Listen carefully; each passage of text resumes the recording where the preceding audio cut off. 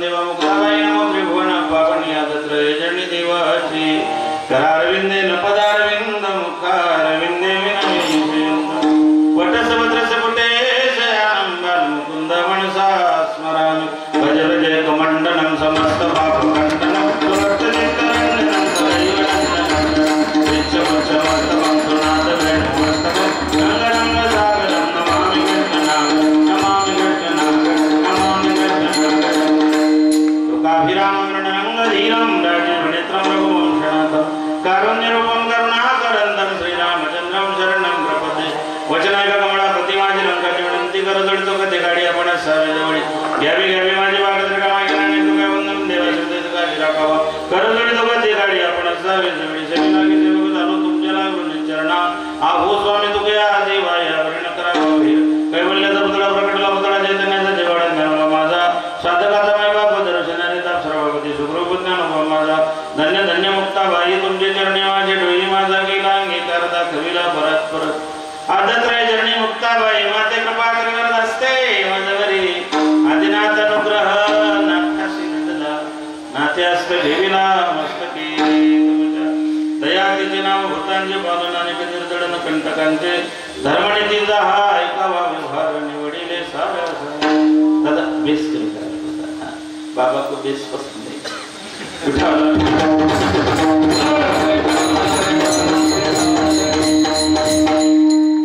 कीर्तन रूपी सेवेला सुरुवात करण्याअगोदर उपसार परिहार देणं गरजेचं तसं आपल्या पुण्य पवित्र क्षेत्र परमपूजनीय वैराग्य मूर्ती महेंद्र स्वामींच्या पदस्पर्शाने वास्तव्याने आशीर्वादाने कृपेने संपन्न असणारं आपलं श्रीक्षेत्र बाळक विकोकणी करा आणि या ठिकाणी महाराजांच्या 52व्या पुण्यतिथी सोहळ्याचं औचित्य साधून गेल्या अनेक वर्षापासून आणि पत्रिकेवरती अखंडित चालू असलेल्या 16 वर्षापासून हा अखंड हरिनाम कीर्तन सप्ताह परमपूजनीय परमादरणीय आमचं गुरुस्थान आपलं श्रद्धास्थान आपल्या परिसराचं वैभव कानदेश प्रतिष्ठानचे असणारे सर्वे सर्वा मठाधिपती श्री हरिभक्तीपरायण गुरुवर्य गोविंद बाबा बाबांच्या मार्गदर्शनात बाबांच्या प्रेरणेनं गेल्या 16 वर्षापासून आणि अखंडितपणे सुरू असलेला महेंद्र स्वामींच्या कृपाशीर्वाद सुरू असलेला अखंड हरिनाम कीर्तन सप्ताह या सोहळ्यासाठी उपस्थित महाराष्ट्रातले गुणीजन ताल महर्षी मृदंगाचार्य ज्यांचा भडगाव पाचोरा तालुक्याच्या वारकऱ्यांच्या समोर माननीय आमदार महोदयांनी तोंड भरून कौतुक केलं असे असणारे ताल महर्षी परमेश्वरजी महाराज कुरंदीकर श्री हरिभक्तीपरायण ऑर्गनवरती असणारे भजन सम्राट आमचे ज्येष्ठ गुरुबंधू भागवत नाना वागतुकीकर भजन सम्राट संगीत अलंकार गान गंधर्व राम महाराज परमादरणीय परमस्नेही ज्येष्ठ गुरुबंधू वारकरी संप्रदायातलं निष्ठावंत व्यक्तिमत्व सद्गुरु जोग महाराजांचे कृपांकित असणारे श्री हरिभक्तीपरायण आदरणीय ज्यांचा स्वर ऐकला की कानामध्ये मुरलीचे स्वर ऐकण्याचा आस्वाद प्राप्त होतो असं स्वादन ऐकायला मिळतं ते श्री हरिभक्तीपरायण मुरलीधर महाराज खेडेकर समस्त भजनी मंडळ परिसरातून पंचक्रोशीतून आलेली सगळी भावी भक्त मंडळी वारकरी मंडळी आमच्यावरती नितांत प्रेम आमच्यावरती महाराष्ट्रातल्या प्रत्येक कीर्तनकारावरती ज्यांचं नितांत प्रेम आहे असे असणारे कार्यभारी दादा या ठिकाणी नुसता स्वरूपात यांची उपस्थिती आहे साऊंड सिस्टीम प्रतिनिधी जरा तुमचे फार गोड वाटते बोलायला फार सुंदर अजून कोण राहिलं झाले सगळ्यांनी चोपदार विनेकरी सुंदर असं नियोजन आहे ग्रामस्थांच्या वतीनं दरवर्षी एखाद्या वर्षी मी दांडी मारितेस भाऊसाहेब मामांचा आग्रह राहतो पुत्रासले वाटत स्वतःना हा ना स्वतःला म्हणलं ₹1 वर्गणी देतच नाही कोण तरी बोगले जोय तर मी त्यांना घरच्या देवाला अण्णानं गरजेचं म्हणून कोणले कोणच देत नाही कोण चहा पाजत नाही वर्गणी देत नाही पण बोगले जोय कोण विठ्ठल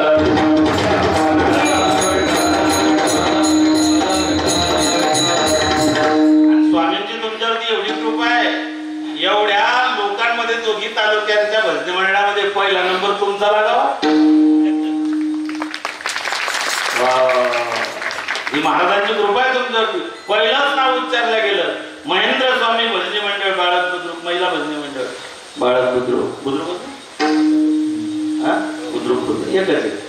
तर ब्रिज येऊन गेलेला आहे मोठा सुंदर, मला माहिती नाही मी तिकडून देतो. आणि मायबाप भाऊ, मी प्रत्येक वेळेस आपल्याला सांगत आलेलो आहे, पुन्हा रिपिटेशन करेल त्या गोष्टीचं, की एवढे अधिकार संपन्न असणारे महात्मे, वारकरी संप्रदायाची सेवा काय असते, निष्ठा काय असते, वारकऱ्यांची परंपरा काय असते, वारकरी संप्रदाय आधी केले मग सांगितले या उक्तीने चालणारा संप्रदाय. वारकरी संप्रदाय आधी आचरणात आणले. नाथ महाराजांचा गुळ खाण्याचा दृष्टांत आपल्या सगळ्यांना माहिती आहे. आधी केले मग सांगितले. या न्यायाने कुठलाही कीर्तनकार असो, कितीही छोटा कीर्तनकार असो माझ्यासारखा, तरी बाबा न चुकता टाळ घेऊन उभे राहतात की वारकरी संप्रदायाच्या निष्ठेचा परिवार. आम्ही उभं राहतो हो कीर्तनाचे, पाकिट असलं तर माझं बोलतोय नाही जमत. पण मी आता किती वर्षापासून येतोय भाऊसाहेब, 7-8-10 वर्ष झाले असतील. प्रत्येक कीर्तनात माझ्याच नाही, वारकरी संप्रदायातला कुठलाही कीर्तनकार असला तरी बाबा आवर्जून टाळी घेऊन उभे राहतात. ही निष्ठा आहे, ही परंपरा आहे. ज्यांनी कीर्तनाची परंपरा घालून दिली त्यांनी घातलेला हा दंडक आहे, आणि त्या दंडकावरती वाटचाल करणारे तुमचे माझे सगळ्यांचे गुरुजी आदरणीय बाबा आहे. बाबा कीर्तनात उपस्थित आहे, हे आमचं परम भाग्य. पुण्य पडले बहुता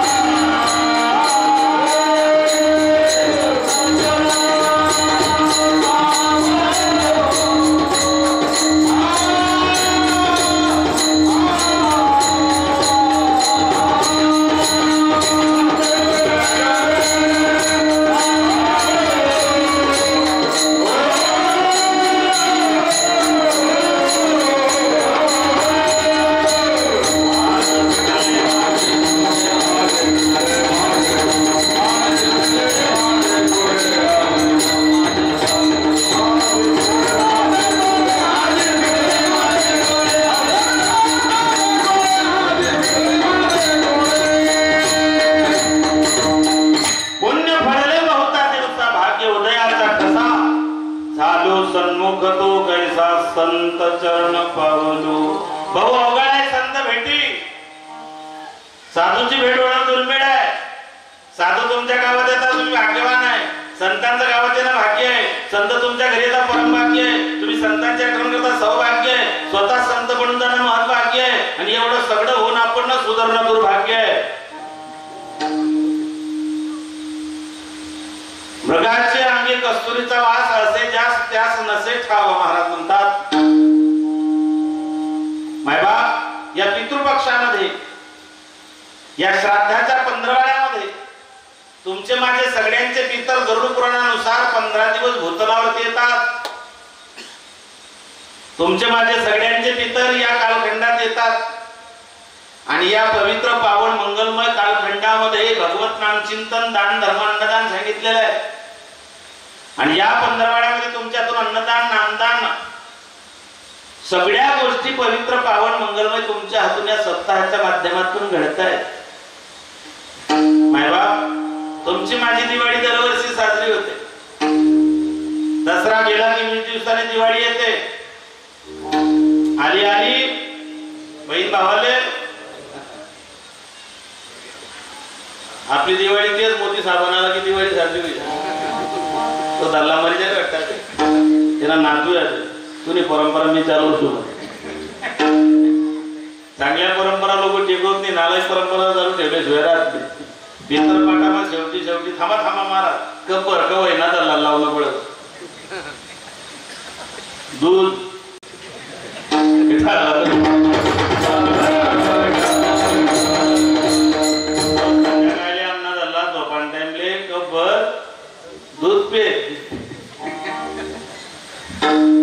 दूध नाही लावलं होतं, 10 रुपयाची पन्नीली. तुमची आमची दिवाळी दरवर्षी अश्विन महिन्याच्या अमावस्येला साजरी होते, पण तुमचे माझे जे पितर गेलेले आहेत त्यांची दिवाळी दरवर्षी अश्विन महिन्यात साजरी होत नाही.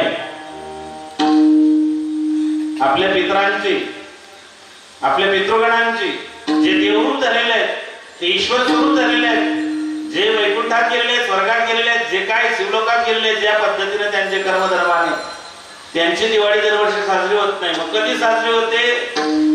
ज्या वेळेस त्या पितरांच्या वंशात, त्यांच्या कुटुंबातला, त्यांच्या गोत्रातला, तुमच्या कुळातला, त्यांच्या घरातला त्यांचा मुलगा, त्यांचा भाऊ, त्यांचा नातू, त्यांचा पंतू यांच्यापैकी कोणीतरी भगवंताचं नामचिंतन कथा कीर्तन ऐकण्याकरता धर्ममंडपात जाऊन बसतो. त्यावेळेस तुका म्हणे पितृ आशीर्वाद,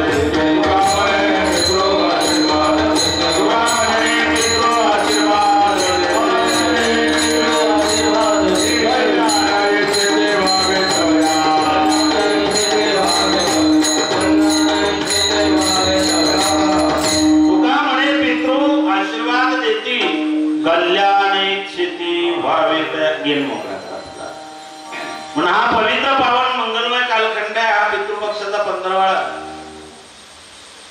श्राद्ध पक्षामध्ये तुमच्या माझ्या पितरांच्या कोणत्या देवाची उपासना केली की काय मिळते याचं वर्णन भागवताच्या 2 स्कंदात आलं. ज्याला तेज पाहिजे त्याने अग्नीची, वीरता पाहिजे रुद्राची, धन पाहिजे त्याने अदितीची, देवी तू श्री कामेश्वर असं भगवान व्यास सांगतात. विद्या पाहिजे त्याने शंकराची, बायको पाहिजे त्याने उर्वशीची, सौंदर्य पाहिजे त्याने गंधर्वाची, नवरा बायकोत प्रेम टिकायला पाहिजे त्याने पार्वतीची, सगळ्यांचा स्वामी व्हायचे त्याने ब्रह्मदेवाची, ज्याला निष्काम व्हायचंय त्याने नारायणाची उपासना करावी असं भागवत करतात. निष्कामता जीवनामध्ये प्राप्त व्हावे. काय निष्कामता कशाला म्हणतात? मी आणि माझे मन विसरले जे अत्यंत करण पार्था तू संन्यासी जाण निरंतर ज्ञान. मी आणि माझं ज्याचं संपलं त्यावेळेस त्या कोधावरती तो आरोळ होत असतो. आपण पवित्र पावन मंगलमय या कालखंडामध्ये भगवत नामचिंतन करीत आहोत. त्याच्यात तुमचं अन्नदान आहे, नामदान आहे, ज्ञानदान सुद्धा या ठिकाणी 8 दिवसापासून होत आहे. महाराष्ट्रातील नामवंत भक्त येऊन तुम्हाला या ठिकाणी ज्ञानामृत बोधामृताच्या माध्यमातून उपकृत करण्याचं कार्य होत आहे. बाबांच्या मार्गदर्शनाने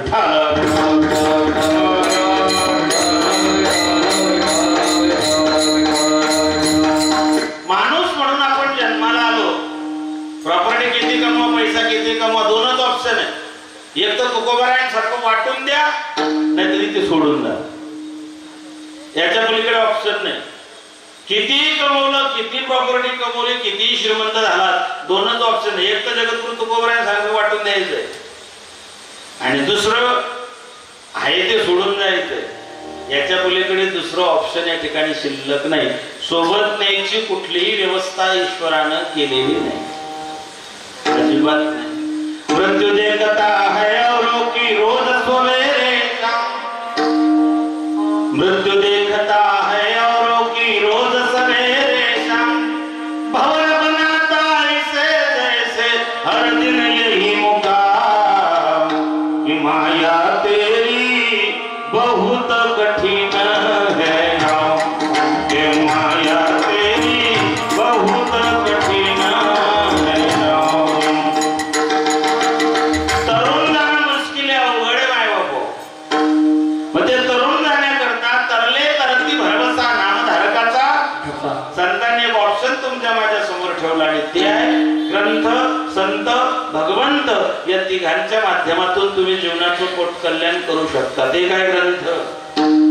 ग्रंथाने काय? कथा मोरयाची, कथा कार्तिकाची, कथा भास्कराची, कथा शंकराची, समस्तामध्ये श्रेष्ठ माझा राघवाची. कथा मोरयाची, कथा गणपती बाप्पाची. गणपती बाप्पा विघ्नहर्ता आहे.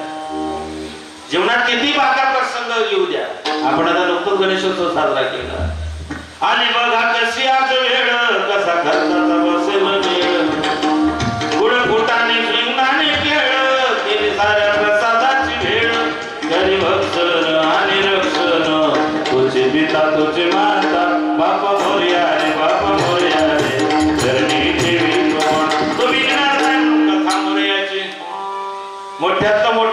संकट टाळण्याचं सामर्थ्य गणपती बाप्पामध्ये. अहो कुटुंबाचं संकट टाळलं बाप्पानं. माता पार्वती उदास बसल्या होत्या. गणपती बाप्पाने विचारलं की मम्मी माफ करा, आई वडली पडून गेले. मी आयुष्यात कधीच मायले मम्मी म्हटलं नाही बरं. म्हटली बाबा माय म्हणायचो. माय आमचं सगळं घर माय म्हणाय. माय माडी आता मॉम थोडव्या सगळं तो मॉम. बापाचा डॅड झाला, मायचा मॉम झालं, भावाचा ब्रो झाला, बहिणीची शीत झाली. सगळे नाते बदलवले पण अजून बायकोचं नाव बदलवण्याची हिंमत पट्ट्यावर तुमच्यात झाली नाही. अजून बायकोला बोक्या म्हणायची तारीख तुमच्यामध्ये आली अजिबात म्हणू शकत नाही तुम्ही. आता तर अजिबात नाही, कारण प्रत्येकाला माहिती आहे आपली बायको मुख्यमंत्र्याची लाडकी बहीण. मग ते लोक 1500 रुपयाला मुख्यमंत्र्यांना पाहुणा बनी घ्या. परम दिन मला एक म्हणे महाराज आपण साडू साडू म्हणे. म्हटलं नाही रे भाऊ मला आई एकटी रे तू का काय साडू लाळा नाव झाली एकच झाले रे मरे माझं नाव सांग.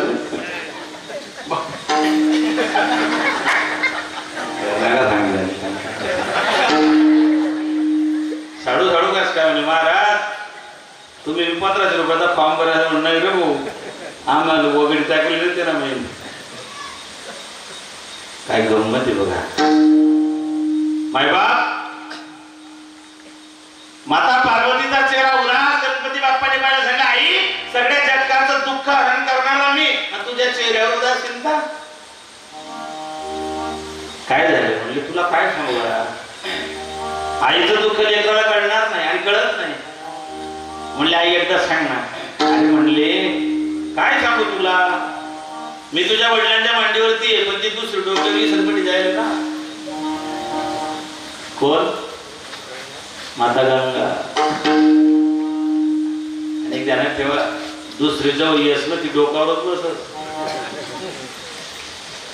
गंगावर. नको ते विचार नका करत जाऊ. एकमोलावाने महाराज आपल्या देशामध्ये बहुपत्नीत्वाची प्रथा होती. डबल यार पुन्हा एकना काय आणि टाका. गंगा माता डोक्यात बसलेली आहे. गंगा तेरा पानी अमृत धर धर बहता जा. युग युग से इस देश की धरती तुझसे जीवन पाए. गंगा तेरा पानी अमृत धर धर बहता. माता गंगा डोक्यावरती गणपती बाप्पाने सांगितलं आई हा विघ्न आहे तुझा मुलगा. जर तिला डोक्यावरून खाली नाही उतरवली तर नावाचा गणपतीच नाही. काय करशील म्हणले तू फक्त पहा. सह्याद्रीच्या पर्वतरांगामध्ये सर्वश्रेष्ठ गौतम महर्षी गुरुकुलामध्ये राहायचे. नैष्ठिक ब्रह्मचर्याचं पालन ग्रस्ती आश्रम ब्रह्मचर्याचं पालन होतं. युक्त आहार विहार नेम इंद्रियांशी. या न्यायाने गौतम ऋषींचा अधिकार असा होता. मायबापा या देशाचे असे श्रेष्ठ ऋषी झाले. गंगेवरती स्नानाला जाताना साड टाकत जायचे आणि स्नान करून परत फिरले की तयार झालेला तांदूळ कापून घरी न्यायचे आणि त्याला तयार करून लेकरांना भात शिजवून खायचे. या अधिकाराचे ऋषी या राष्ट्रात होते. म्हणून महाराष्ट्राला एक तर संतांची भूमी किंवा वीरभूमी या दोनच नावाने ओळखल्या जातात. रोज त्यांनी तिकडून साय टाकत जायचे. तिकडून येताना ते कापत यायचे ते शिजवून लेकरं खायचे. आज साय टाकत गेले परत फिरले सायच कापून नेले. त्यांनी विचार केला की आज गुरुकुलामध्ये लेकरांना काय खाऊ घालायचं. ते साळ गेली कुठे ते तांदूळ ते धान ते गेलं कुठे. तर गणपती बाप्पाने जया नावाची एक दासी होती माता पार्वतीची. तिला गाईचं रूप दिलं. तिला सांगितलं फक्त हा बाबा इकडून साळ टाकत गेला तू मागून फक्त खात जा. अख्खी साळ उकडून दिली. आता ती गायीनं साळ खाल्ली हे त्यांनी पाहिलं. शेवटी किती मोठा महात्मा असला तरी त्या ठिकाणी मायबाप जीवाचा तिळपापड होतोच. ज्ञानोबरायांना सारख्यांना सुद्धा बऱ्याच वेळा उद्वेग आला नाही. काही करण टाका होईना तोंडातून शब्द निघाला. उठजोनी नाथबाबांचे तोंडून तसेच शब्द उद्वेगातून निघलेले ते शब्द आहेत. मायबाप यांनी गवताची काडी उचलली त्या गाईला मारून फेकली. गवताच्या काडीने गाई नेली. ती मायावी होती. आता त्यांच्या लक्षात आलं की आपल्या हातून गोहत्येचं पाहतं. गोहत्या, स्त्री हत्या, भ्रूण हत्या आणि ब्रह्महत्या या 4 गोष्टी माणसाला जीवाने सुखाला झोपू देत नाही. ब्रह्महत्या, स्त्री हत्या, गोहत्या, भ्रूण हत्या आणि ब्रह्महत्या.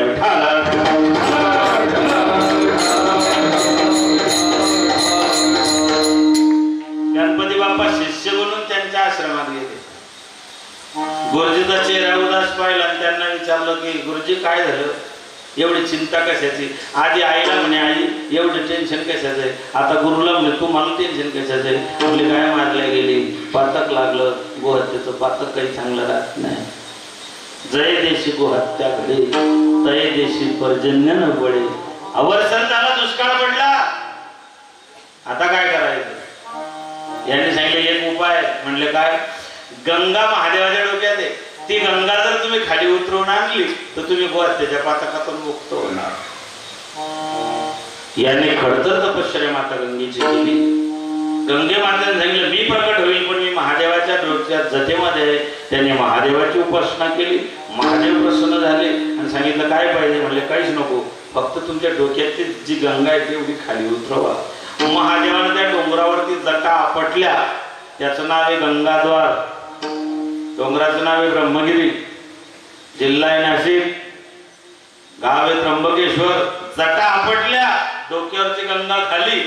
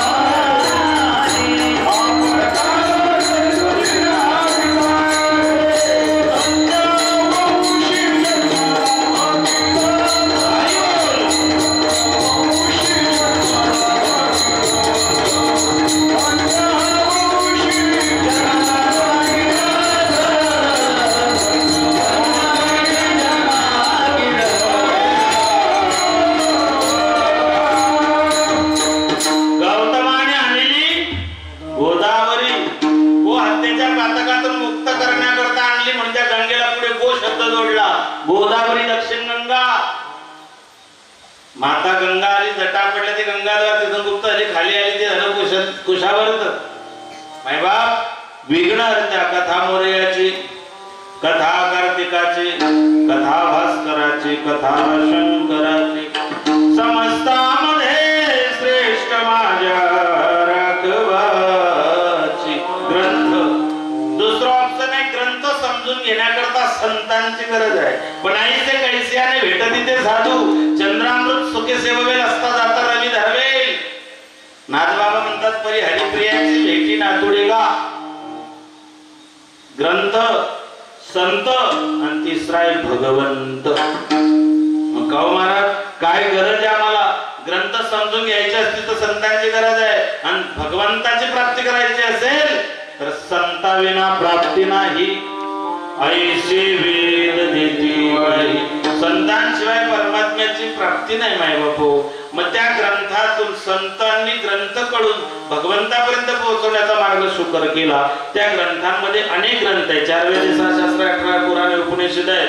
वेदातलं ज्ञान, शास्त्रातले शास्त्रातलं ज्ञान त्या ठिकाणी माय उपनिषदात, उपनिषदातल्या पुराणामध्ये, पुराणातलं महाभारतात, महाभारतातलं भगवद्गीतेत, भगवद्गीतेतलं ज्ञानेश्वरीत आहे. भगवद्गीता त्याच्यासाठी वेद अनंत बोलीला असं महाराजांनी म्हटलेलं आहे. वेदाच्या बाबतीमध्ये ज्ञानोबारांनी चिमटा काढलेला आहे.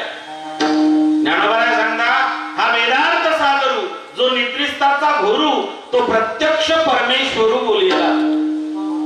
वेद हा भगवंताच्या घोरण्यातून बाहेर पडलेला आहे, झोपेत बाहेर पडलेला आहे. आणि झोपेत दिलेलं वचन पूर्ण होत नाही. झोपेत दिलेलं वचन पूर्ण करणारा या जगात फक्त एकच झाला. रामायणामध्ये गोविंदबाबा फार गोड कथा सांगतात राजे हरिश्चंद्राचे. हरिश्चंद्र तारा राणी, हरिश्चंद्र तारा राणी, वाहिडुंबा घरी पाणी. झोपेत दिलेलं वचन पूर्ण करणारा एकच राजा हरिश्चंद्र. आपण तर लिहिल पडायला. त्याने स्वप्नात राज्य दान केलं. लोक सकाळी खाऊ म्हणतात, संध्याकाळी नाही सांगितलं. देवानं वेद सांगितले पण त्याच्या घोरण्यातून झोपेत बाहेर पडलेले. ज्ञानोबरायांनी वेदाला चिमटा घेतलेला आहे. हे झोपेत दिलेलं ज्ञान आहे. गीता ही प्रत्यक्षात जागृतीत सांगितलेली आहे. मायबापो, संत भगवंतापेक्षा कधी जवळचे वाटतात. कारण देव उधारीचा व्यवहार आहे, संत रोकडा आणि रोखीचा व्यवहार आहे. लोकांचा देवावर नाही इतका संतांवरती विश्वास आहे. मला सांगा, आपण कृष्णापुरी ते पंढरपूर वारी करतो. वारी कोणाची? वारी कोणाची? पोलीस पाटलाची. वारी कोणाची करतो आपण? आळंदी ते पंढरपूर वारी कोणाची आहे? मुक्ताईनगर ते पंढरपूर वारी कोणाची आहे? देहू ते पंढरपूर वारी कोणाची आहे? पांडुरंगाची. कृष्णापुरी ते पंढरपूर बाबा वारी घेऊन जातात. वारी कोणाची? विठ्ठलाची. जायचं कोणाच्या गावाला? विठ्ठलाच्या. आणि रस्ता भर लोक नाव कोणाचं घेतात? ज्ञानोबा.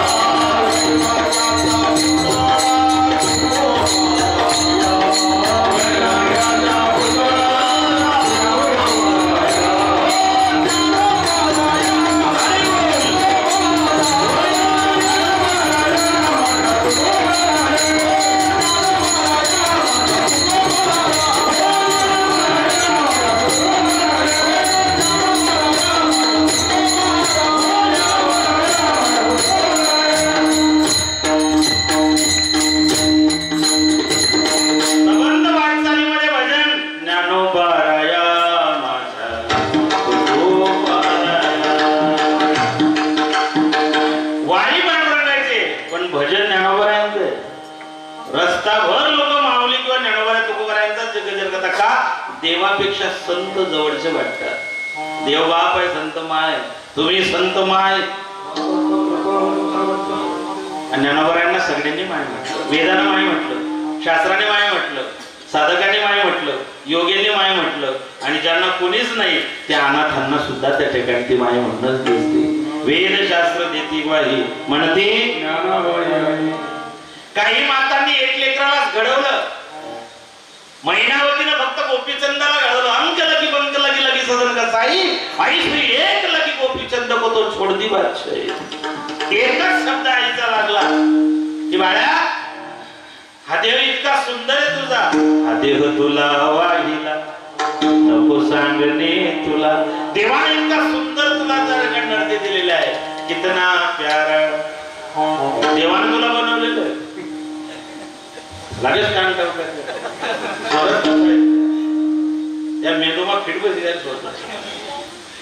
देवाने इतकं सुंदर बनवलंय. औटात का मानव देह प्रभूने तुझ दिया. अरे खाया पिया सुख से सोया नाजवाना खोया. राम भजन बोलिया, राम भजन बोलिया. महिनावतीनं फक्त गोपीचंदाला घडवलं. जिजाऊनं धर्मवीर शिवराय छत्रपती धर्मवीर संभाजी महाराज यांना घडवलं, मदालसेनं आपल्या 4 लेकरांना घडवलं, कुंती मातेनं आपल्या 5 लेकरांना घडवलं. पण कोणी माय 1 लेकराला घडवत असेल, काही माता 2-4 लेकरांना घडवत असेल, पण माझ्या ज्ञानोबरायांनी जगाची उपकार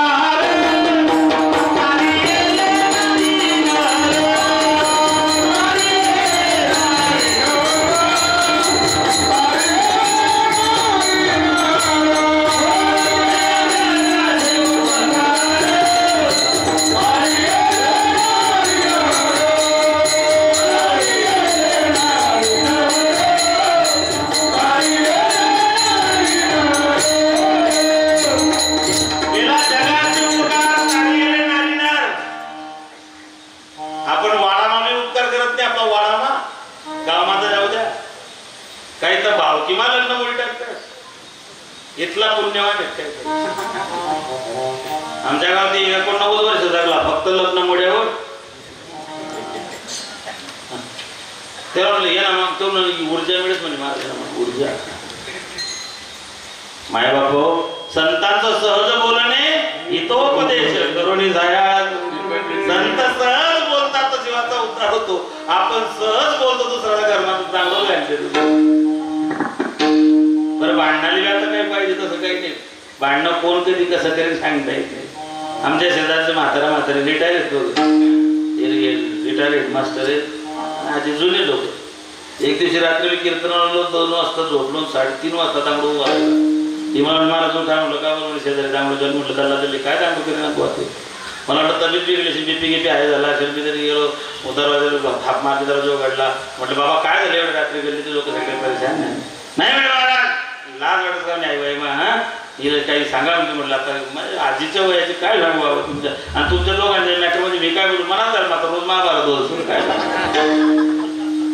मनात पाकिट ना पाहिजे काय पाहिजे काय सांगू काकू नाही म्हणे महाराज आई म्हटलं आजी काय झालं काय सांगू म्हणे महाराज न सांगितलेलं बरं म्हणे तुम्ही जा म्हणे नाही नाही महाराज आई निवाळा तरी समजत ना.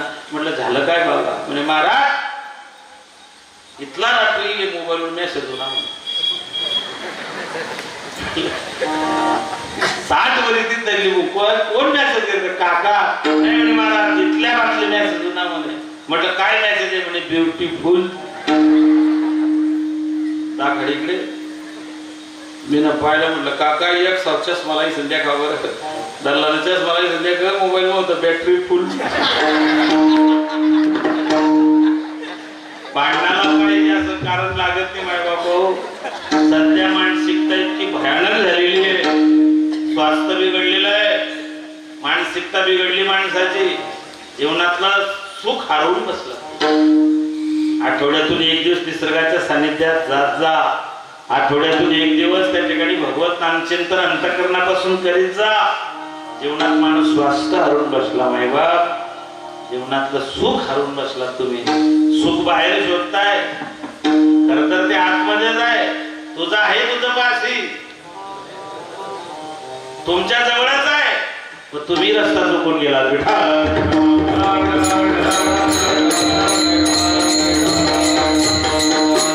या संतांनी करूनही सायास तुमच्या माझ्या उद्धाराचं साधन संतांनी सांगितलं दाखवलं. मार्ग दावून गेले आधी त्यांनी चांगला मार्ग सांगितला सांगितला धोपट मार्ग सोडू नये. जुन्या काळात सांगितलं जायचं चांगल्या रस्त्याची सुरुवात वाईट असेल पण शेवट चांगला होईल. Oh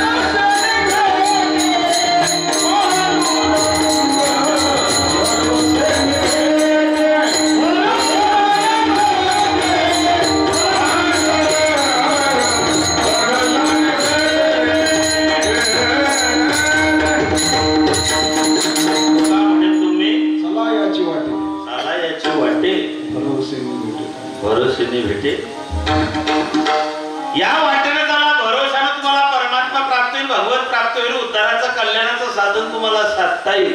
मग ते साधता यावं म्हणून प्रत्येक संत एकांती बैसले, सगळ सिद्धांत शोधले आणि सगळ्या धर्मग्रंथांचा सार विठोबाशी शरण जावे, विठोबाशी शरण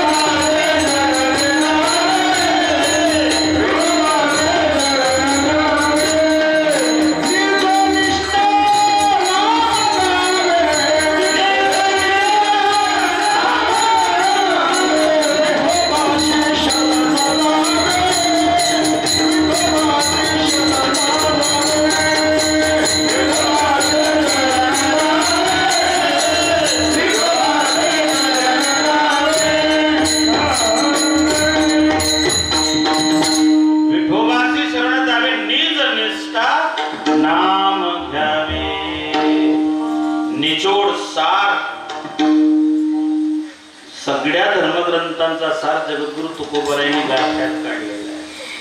सगळ्या दुधाचा सार कशात आहे?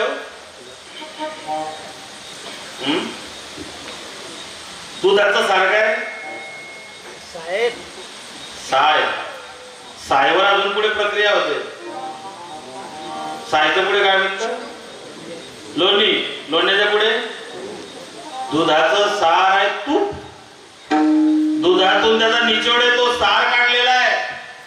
तशा सगळ्या धर्मग्रंथांचा सार जगद्गुरु तुकोबरायांचा गाथा आहे. त्या गाथ्यात तुकोबरायांनी सगळ्या विषयाला स्पर्श केला. भक्ती, ज्ञान, वैराग्य, शांती, गुरुनिष्ठा, देवाची मागणे, सलगी, भांडणे, आंधळा पांगडा, जे जे काही प्रकरण त्या ठिकाणी आले गाथ्यात जगद्गुरु तुकोबरायांनी सगळ्यांना स्पर्श केला. अनेक सिद्धांत जगद्गुरु तुकोबरायांनी सोप्या भाषेतून गाथ्यामधून तुमच्या माझ्यापर्यंत पोहोचवले, सांगितले.